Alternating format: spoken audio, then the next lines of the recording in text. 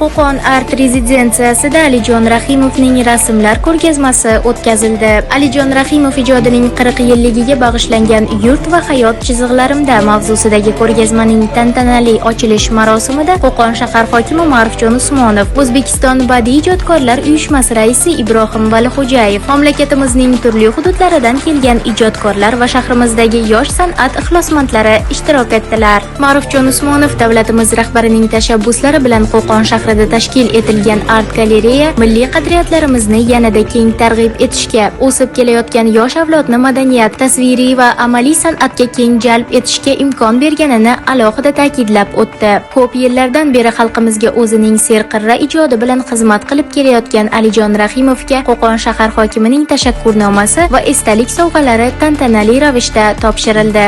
O'zbekiston badiiy ijodkorlar uyushmasi raisi Ibrohim Valixo'jayev ham Alijon Rahimov timsolida Qo'qon shahrida ijod ahliga ko'rsatilayotgan yuksak e'tiborni e'tirof etdi va Qo'qon shahar hokimiga O'zbekiston badiiy ijodkorlar uyushmasi oltin medalini tantanali ravishda topshirdi. Bularga yaratilgan sharoit o'zidan o'zi muhim. Bundan oldin qancha joylarni bitirganmiz. Marjanaga taklif qilganlar bir qancha joylarni borib ko'rganmiz. Va qarang, oxirgi mana berilgan natija juda ham ajoyib. Butun respublikaga ko'rsatsa arziydigan.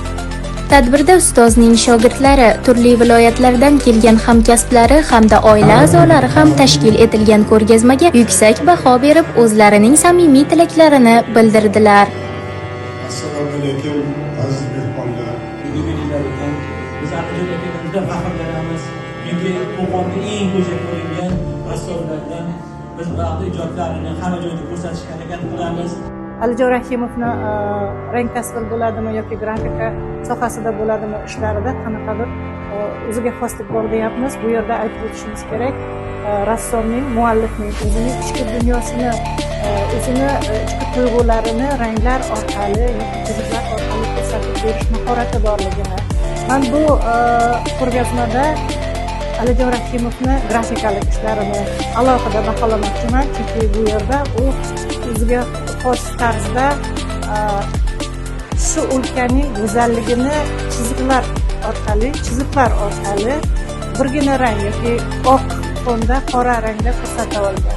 Ko'rgazmaga tashrif buyurgan tomoshabinlar va ayniqsa yoshlar noyob iqtidor egasi tomonidan yaratilgan asarlar, ona vatanimiz timsollari, portret va natyurmortlar bilan tanishib, ko'rgazmadan badiiy estetik zavq olish imkoniyatiga ega bo'ldilar. Ulug'bek Norboyev, Munisaxon Qambaraliyeva, Qo'qon shahar hokimligi matbuot xizmati uchun.